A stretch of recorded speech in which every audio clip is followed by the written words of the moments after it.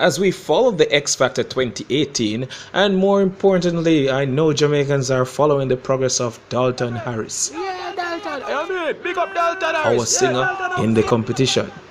He is going to be exposed to the next feature of the X Factor, which is the 6-chair challenge. In the 6-chair challenge, this gives the judges the chance to dwindle down their categories to just 6 contestants, who will then be carried on to the judges' house. This year, there's going to be a buzzer competition, as in a golden buzzer feature. Now, during the 6-chair challenge, the judges will be allowed to buzz an act that they want to be secured in their category immediately. That act will then go straight to the judges' house, and they cannot be swapped out of their seats, with the remaining contestants still in danger of leaving the show.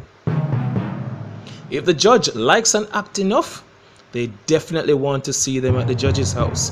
Then they'll press the golden X and it will give that contestant a safe seat.